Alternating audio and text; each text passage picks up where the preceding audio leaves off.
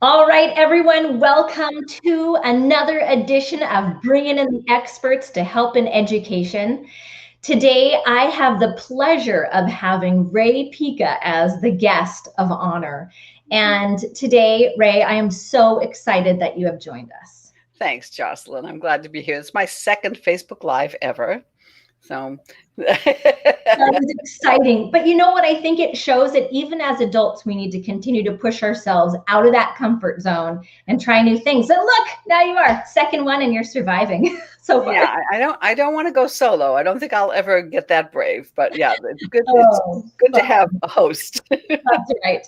Well, I want to say that, Rae, I found you years ago, and I can't even remember how I came upon it, but there was a book, and I'm going to show you this book. It's called Jump into Literacy. Now, this book is so, I mean, I have written in it. Look at this. I have highlighted in it. This thing, I travel with it. And oh, for heaven's sakes. I mean, I'm really not exaggerating, but I'm going to tell you, when I found this book, what really got me were like the first 10 pages that were helping to explain the why behind active learning, which we're going to talk about today. But it really just helped me to make sense of it so I could explain it to others. And it's honestly been a huge reason behind what I do, and I help teachers at Circle Time, bringing in movement, and your information has been so powerful to me. So today, I'm just excited to share with everybody who's watching, because I know that there are people who haven't discovered your work yet. And today they are about to be treated to something awesome. No pressure. No pressure. So let's start with this question. Take me on your journey. What do you do? Who are you? And what's your backstory that took you to where you are today? Oh, goodness. Well, I am Rae Pica. I have been at it for about 112 years. 112 years. That's a long time. Well, you can tell, right? Yeah, I'm an early childhood education consultant and author who started as a movement person, strictly a movement person. Oh gosh, Jocelyn, it all began when I started taking a dance class at the ripe old age of 24. Then someone asked me to teach dance to preschoolers in the community. And then I started studying movement education. Then I became the movement lady who went into preschools and childcare centers in my area. Then I hired and trained instructors so they could, I could send them out with my lesson plans, and I could essentially be in more than one place at the same time. That didn't work all that well. Maybe I just don't have enough patience for it, when they're doing weird things out there that I haven't asked them to do.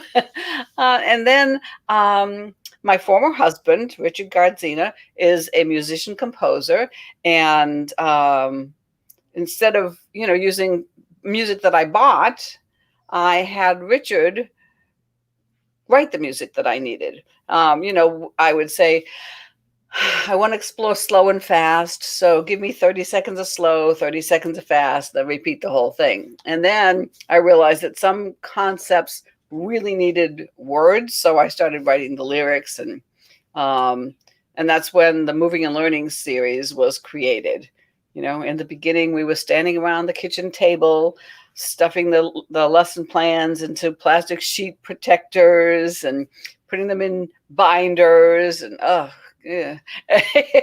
And because we didn't have a high-speed tape duplicator, yeah. he was copying one cassette at a time. It was fun. It was interesting. But yeah, and the reason I think his music worked is because he never thought of it as children's music. I love it. I think it's wonderful. So yeah, eventually a publisher asked me what I was doing, and I told him about Moving and Learning, and he said, send it to me and we'll take a look. And they published it.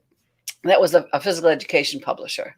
And now it's with Red Leaf. So yeah, it's been a process. So why is it movement? What is it about movement that has kept you interested in it? What does it do for children? Just fill us in on that. everything. It's everything for children.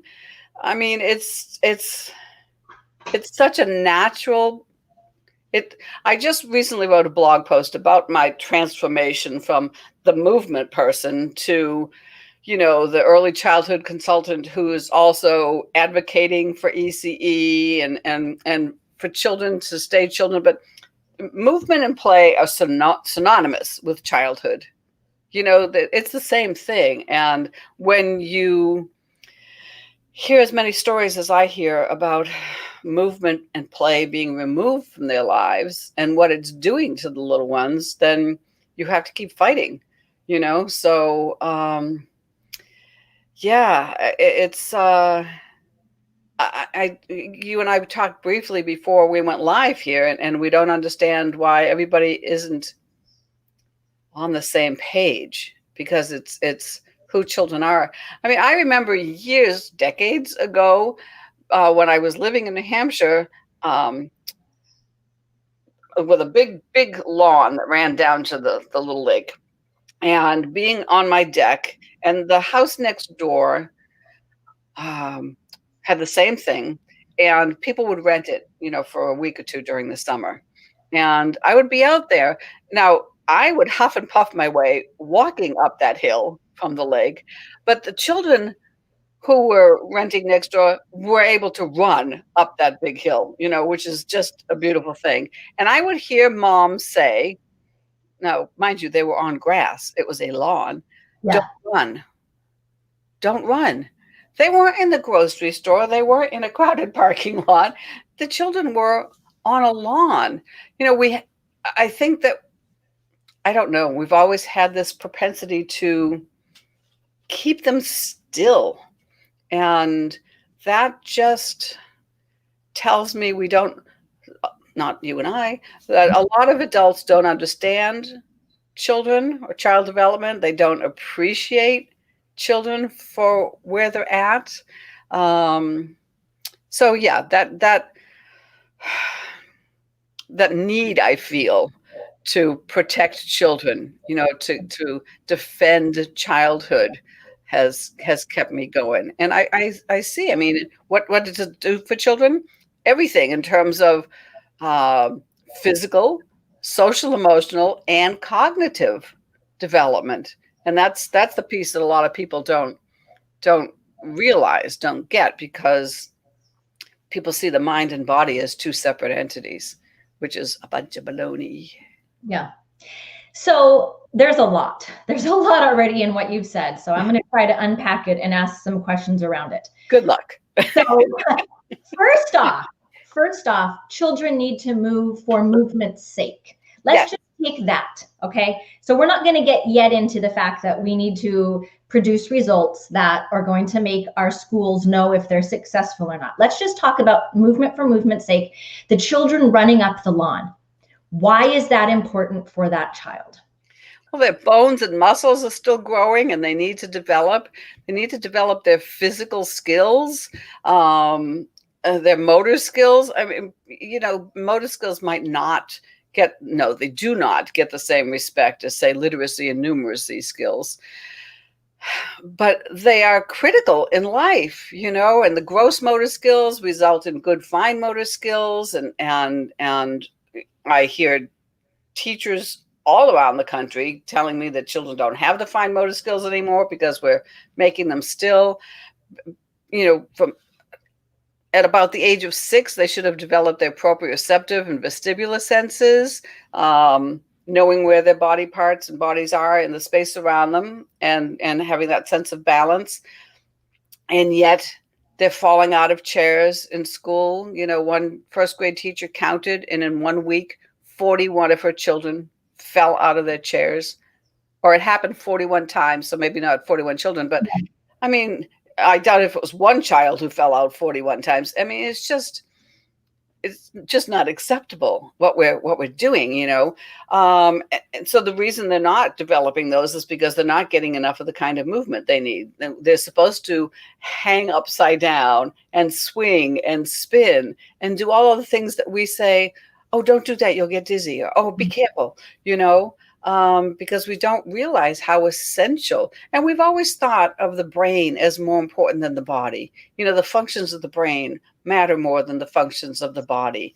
And the two go hand in hand, you know, they're so united. So yeah, it's physical development, it's motor skills. I just heard a report, I think it was this morning or yesterday, who knows, that childhood obesity is on the rise again because of the pandemic, because they haven't, I mean, they get so little big body play as it is. And then the pandemic struck, and, you know, they were forced to sit in front of computers for 6, 8 hours a day. So there you go. Movement for movement's sake. Sorry, I tend to be long-winded.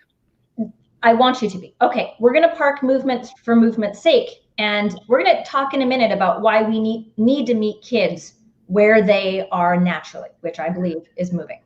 But let's stop. And now we're going to talk to policymakers and parents and administrators who make the decisions, who need to see the results. So have you, in your experience, ever worked with a school that has embraced this idea that the mind and body is connected? And if we work with children on combining movement with learning, they get results. Have you had that experience with some schools? I haven't personally had that experience with schools. Often I'm called in, and, you know, the teachers either embrace what I say or they sit and stare at me.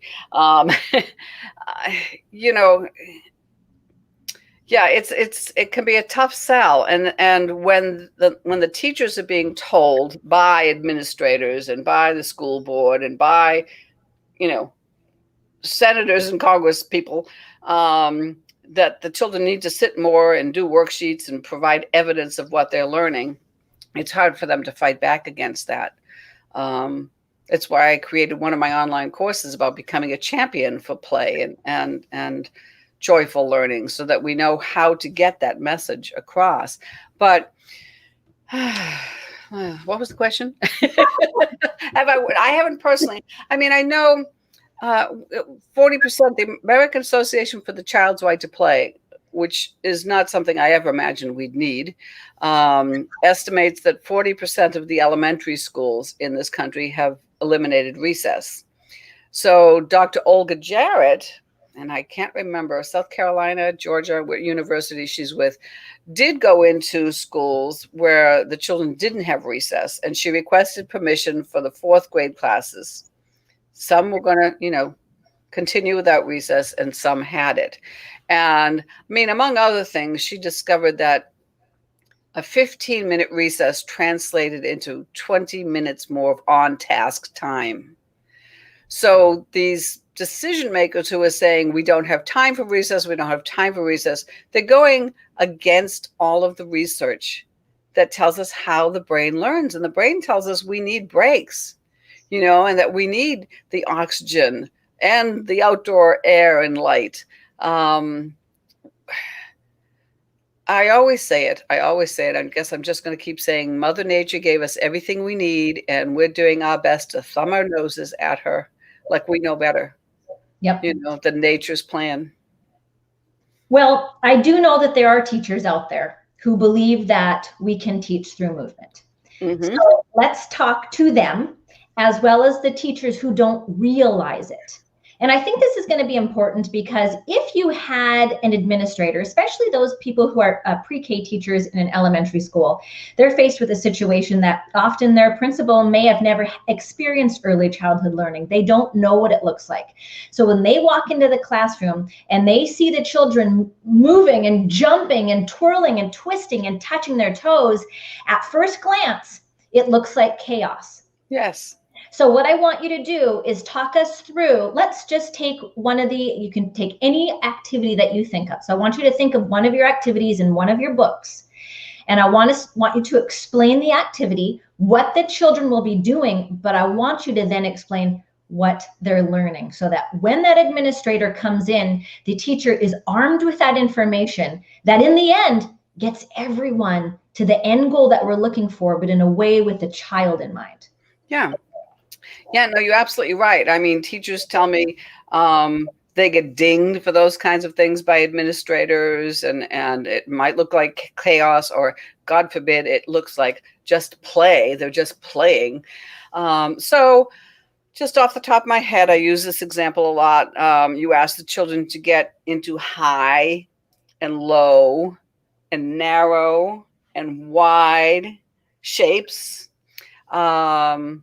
And they're happy to do those sort of things. And it seems like they're just having fun, right? And you point out, the different ways that they can get high and low and wide and narrow. And then you're helping with divergent problem solving, because they see that there's more than one way to meet any single challenge, which is really important considering the bubbles on standardized tests and the worksheets that, where there's just one right answer, which isn't life, by the way. It isn't how life works. So, there's the divergent problem solving piece of it. But if the administrator walks in and wants to know what the heck you're doing, you tell them we're exploring quantitative concepts that fall under the content area of math.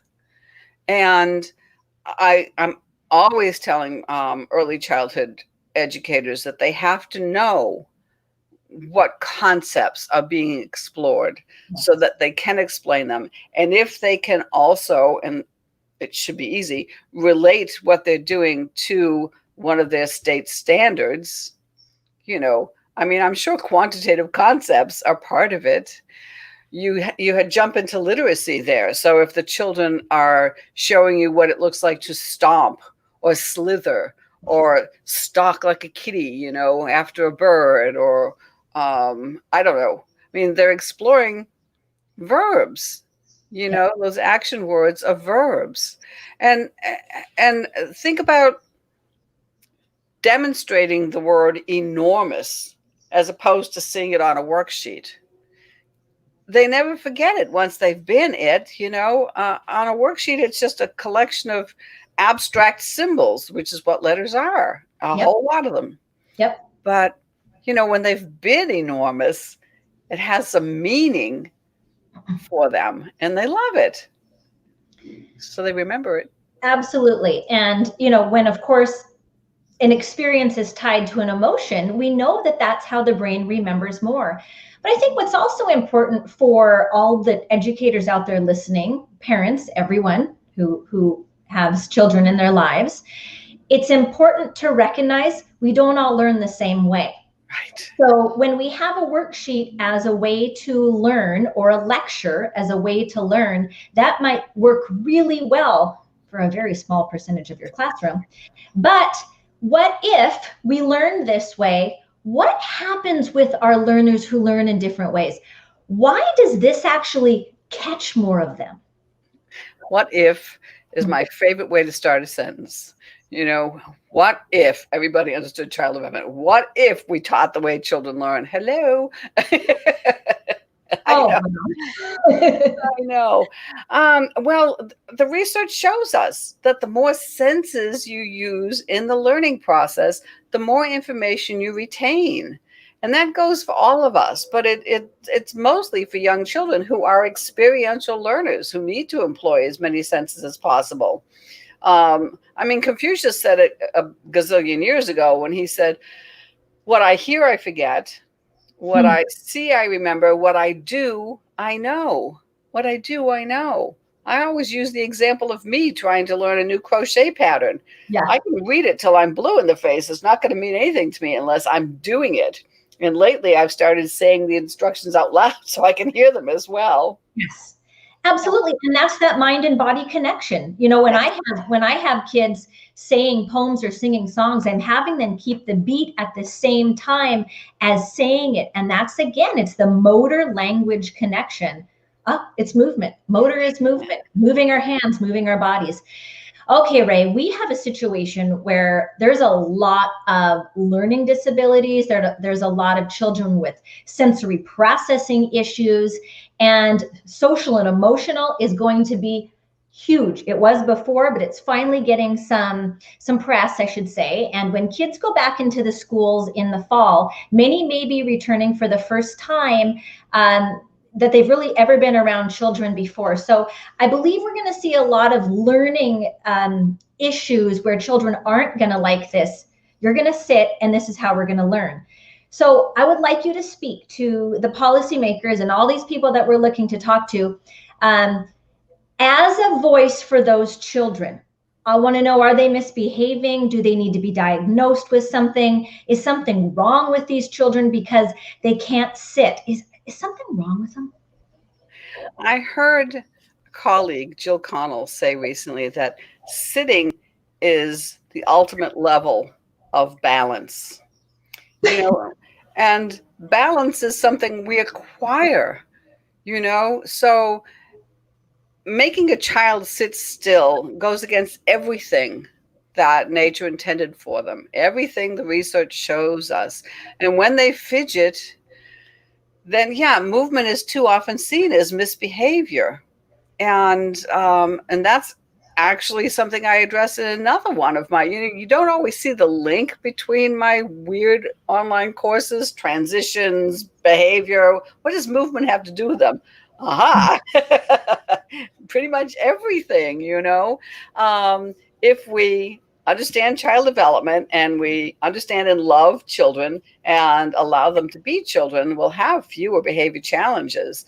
I mean, if you take something like self-regulation, the children, you can tell them, sit still, sit still, sit still. And if they manage to do it for a little bit, then you think they're acquiring self-regulation. But that defies the definition of self-regulation. It has to come from within oneself. But if you play games like statues, where they're moving to music in whatever way they want and freeze into a statue when the music stops, they have to regulate themselves. They have to learn how to control their bodies, but they want to because they're having fun. And fun is what learning should be for young children. Absolutely. It should be joyful. It should absolutely be joyful, because that's where their intrinsic motivation comes from. When something feels good to them, they start off life loving learning and movement, and then it gets squashed right out of them too often. And that's really a shame. So yes, children are going to have trouble sitting still because, and they may display challenging behaviors because that's the only way they know to express their dismay and their frustration. They don't have the language to express it, so they act out a lot of times. And then I also worry about the girls who are better at compliance.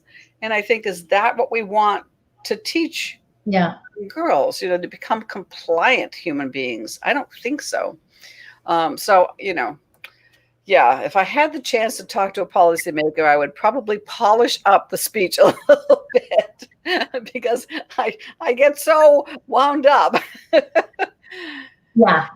So I think classroom teachers might sometimes feel like that mom with the child running up the hill, but in this situation, they're actually in a classroom with four walls, with possibly desks or tables, bookshelves, whatnot.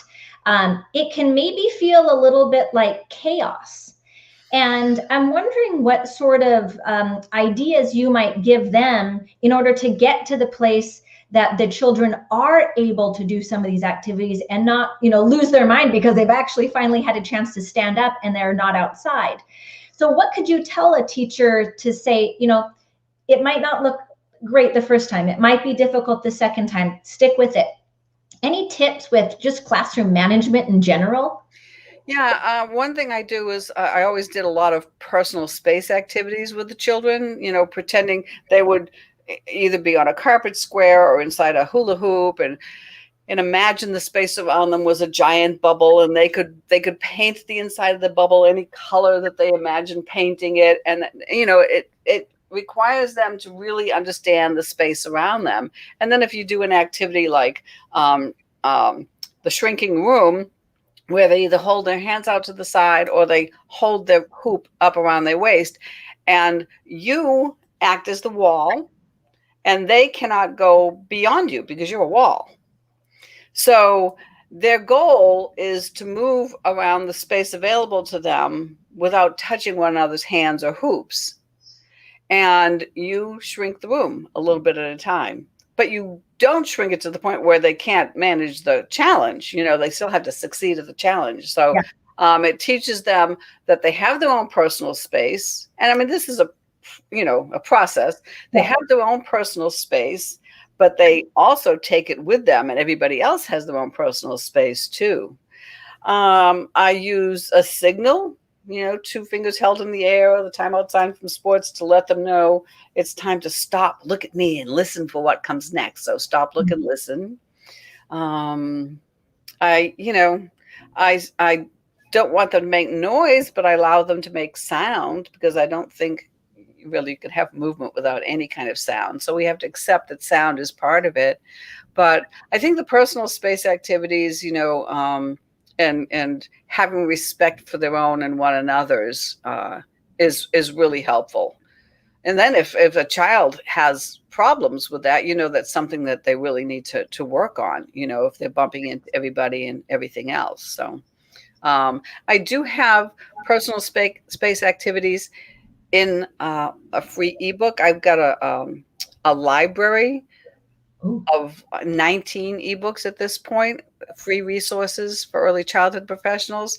And I have no idea what the URL is. But if you go to raepica.com, there are a couple of places where you can, click and gain access to the library.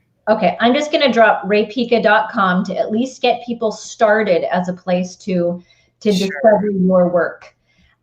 We just have a couple minutes left, and I really appreciate it. Unbelievable how fast it went. I know. But I think that, really just kind of going back to a couple things right there with the hula hoop idea, I really feel like it gives children that concrete understanding. Because when you say, don't touch each other, you stay in your bubble, it's so abstract. But just by bringing that hula hoop, it's that visual connection. And then we take the hula hoop away, and now we have a shared experience where we can say, remember your hula hoops, they're invisible today, but now you kind of know where that hula hoop is. Yeah, exactly. And child development tells us that young children aren't yet ready for abstract thinking. They need the concrete. Yes. So, yeah. Yes. All right. So, again, just a couple minutes left. So I just want you to tell me, if universal pre-K were to happen and you could design a classroom and give some sort of advice as to what that classroom would look like to get to the point where we're getting kids ready for kindergarten, what are 3 things that you would want to have as musts in that classroom? If I were queen of the world, play in all of its forms, the dramatic play center, the housekeeping center, the sand table, the water table, the no computers, no computers, no laptops, no digital devices. They're going to get enough of that at home. I'm sorry, I can't answer just 3. It's really hard. Yeah, it is. I mean, they've got to, it has to be active learning, as many active learning experiences as possible. Just very quickly, I saw on Twitter one day a photo of children sitting at computers where it proudly announced kindergarten studying habitats. Seriously? Yeah. Get the heck outside and study habitats, or create them in your classroom. Don't learn about them virtually. Oh gosh. Yeah, I get upset. No, but I think the important thing is, and this is the cross that I bear as well, is just helping teachers recognize learning can be fun, and it should be fun. I know it's kind of earth-shattering there, but I feel like we think if it doesn't look a certain way, if a parent sees a classroom not in that way that they think learning should look, right, that we're not going to be able to get the child ready for learning, ready for school, ready for life. But you talked about it in the very beginning about why we need children to have fine motor skills, why we need I mean, that absolutely connects to literacy, to being able to write. That body has to be created from the in out. And Yes. if we're not giving that experience, then nature can't do its thing. And that's why, you know, it's like a pyramid, like, and the bottom two you know, pieces never got made, and now we're here on this foundation that's just very weak. So I love your work. I want to continue to champion it and continue to let teachers know learning should be fun, learning should be interactive, and learning should be incorporating the body and mind Together. Absolutely. Yes. Absolutely. I mean, they start off with a love of learning, and then they're forced to sit still, and they discover learning isn't so much fun after all. Yeah. They're always learning, always. Yeah, and even you look, I've got 2 girls in middle school and high school, and they dread school. And that's a problem, because our life, I mean, I love to learn, but if we aren't teaching kids the way that they learn best, we lose them. And Yeah. that's a concern. Yeah, exactly. They won't become lifelong learners. It becomes something distasteful to them. And if we don't, you know, if we treat movement as misbehavior, then they won't become lifelong movers. And, you know, we need to keep moving throughout our lives. Yes. We just do. So.